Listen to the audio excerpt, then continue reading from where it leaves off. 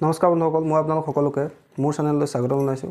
বন্ধুসকল, মোৰ নাম গোবিন্দ ৰাজ কৰ্মী, জ্যেষ্ঠ বাস্তু এক্সপাৰ্ট নিউমেৰলজিষ্ট। বন্ধুসকল, আপোনালোকৰ সুবিধাৰ্থে মই এই চেনেলটোত বাস্তুৰ সম্পৰ্কে, সংখ্যা তত্ত্বৰ সম্পৰ্কে, জ্যোতিষৰ সম্পৰ্কে, তাৰ লগতে তন্ত্ৰৰ বিভিন্ন প্ৰয়োগৰ ভিডিঅ'সমূহ ইয়াত আপলোড কৰি থাকোঁ।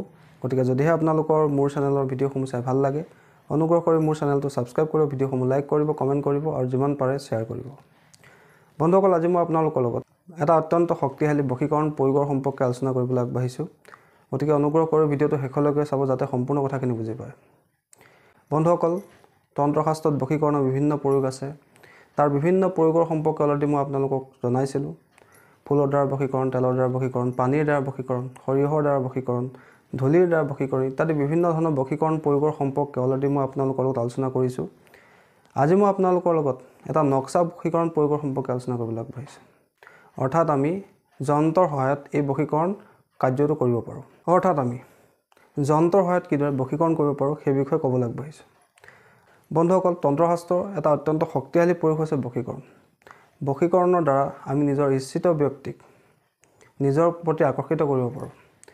যদি কেনেবাকৈ কেতিয়াবা আমাৰ সম্পৰ্কবিলাক বেয়া হৈ যায়, ৰিলেশ্যনশ্বিপত সমস্যা আহে বা আমি মনে বিচৰা ব্যক্তিজন আমাৰ পৰা আঁতৰি যায়, তেন্তে আমি সেই ক্ষেত্ৰত সেই সম্পৰ্কৰ মাজৰ যিখিনি সমস্যা আছে, সেই সমস্যাখিনি দূৰ কৰিবৰ কাৰণে বশীকৰণ প্ৰয়োগৰ সহায় ল'ব পাৰোঁ। আৰু এই বশীকৰণ প্ৰয়োগ এটা শান্তি কৰ্ম বুলি ক'ব পাৰি। ইয়াৰ দ্বাৰা কোনো ধৰণৰ ক্ষতি নহয়। বন্ধুসকল, এই ধৰণৰ বশীকৰণ প্ৰয়োগ যদি আপোনালোকে ভালকৈ কৰে, নিশ্চয় ইয়াৰ পৰা আপোনালোকে 100% ফল লাভ কৰিব। সম্পূৰ্ণ নিয়ম পালন কৰি ঈশ্বৰৰ প্ৰতি ভক্তি ৰাখি মনত বিশ্বাস ৰাখি প্ৰয়োগবিলাক কৰিব লাগে, তেতিয়া এই প্ৰয়োগৰ সম্পূৰ্ণ ফল লাভ হয়।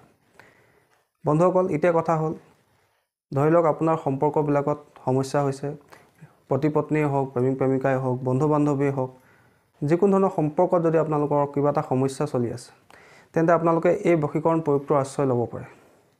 বন্ধুসকল, এই বশীকৰণ প্ৰয়োগটো একেবাৰে এটা সহজ বশীকৰণ প্ৰয়োগ আৰু এই প্ৰয়োগটো আপোনালোকে বাৰে বাৰে কৰিব নালাগে। কোনোবা এদিনে আপোনালোকে কৰিলে ইয়াৰ ফল আপোনালোকে লাভ কৰিব। বন্ধুসকল, এই বশীকৰণ প্ৰয়োগটো কৰিবৰ কাৰণে আপোনাক কোনো ধৰণৰ টকা পইচা খৰচ কৰিবলগীয়াও নাই। বন্ধুসকল, কিন্তু এই বশীকৰণ প্ৰয়োগটো আপুনি যধে মধে যেতিয়া তেতিয়াই কৰিলে ইয়াৰ পৰা কোনো ধৰণৰ ফল লাভ নহ'ব। এই বশীকৰণ প্ৰয়োগটোৰ যদি সম্পূৰ্ণ ফল লাভ কৰিবলৈ আপোনাৰ ইচ্ছা আছে, তেন্তে আপোনালোকে কোনোবা এটা কৃষ্ণপক্ষৰ শনিবাৰ দিনা এই প্ৰয়োগটো কৰিব লাগিব। বন্ধুসকল, আমি সকলোৱে জানো যে মাহত দুটা পক্ষ থাকে, এটা কৃষ্ণপক্ষ, এটা শুক্লপক্ষ। কৃষ্ণপক্ষৰ শনিবাৰৰ দিনা আপোনালোকে এই প্ৰয়োগটো কৰিব পাৰে। এই প্ৰয়োগটো কৰিবৰ কাৰণে আপোনালোকক এখন বগা কাগজ আৰু এটা ৰঙা কলমৰ আৱশ্যকতা হ'ব। পোনপ্ৰথমে আপোনালোকে ভালকৈ গা পা ধুই পৰিষ্কাৰ পৰিচ্ছন্ন কাপোৰ পৰিধান কৰি কোনোবা এটা পবিত্ৰ স্থানত বহি ল'ব। পূবমুখীকৈ বা উত্তৰমুখীকৈ বহিব। তাৰপিছত আপোনালোকে নিজৰ ইষ্টদেৱক ধ্যান কৰি, মই এটা যন্ত্ৰ আপোনালোকক স্ক্ৰীণত দি দিছোঁ, এই যন্ত্ৰটো আপোনালোকে লিখিব। আৰু যন্ত্ৰটোৰ শেষত যাক আপুনি বশীকৰণ কৰিব খুজিছে তেওঁৰ সম্পূৰ্ণ নামটো লিখিব। আৰু যদি মাক আৰু দেউতাক এই দুজনৰ নাম আপুনি জানে, তেন্তে সেই মাক আৰু দেউতাকৰ নামো তলত লিখিব। যদি নাজানে কোনো কথা নাই, কেৱল নামটো আৰু উপাধিটো আপোনালোকে ভালকৈ লিখিব।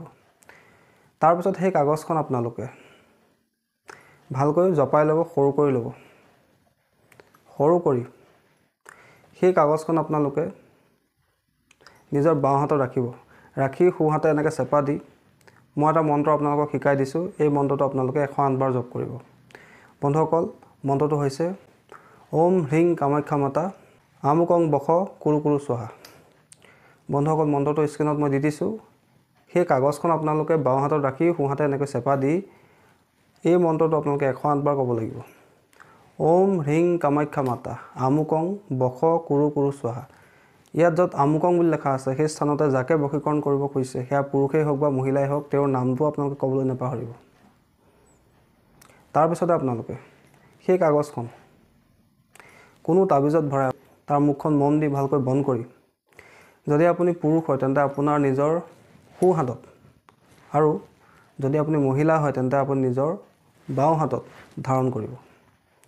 বন্ধুসকল, এইটো এটা অত্যন্ত পৰীক্ষিত বশীকৰণ প্ৰয়োগ, এটা সিদ্ধ বশীকৰণ প্ৰয়োগ বুলি ক'ব পাৰি। এই বশীকৰণ প্ৰয়োগটো আপোনালোকে মই কোৱা ধৰণে কৃষ্ণপক্ষৰ শনিবাৰৰ দিনা কৰিব। ৰাতিপুৱাৰ সময়ত কৰিব, উত্তৰ বা পূব দিশলৈ মুখ কৰি কৰিব।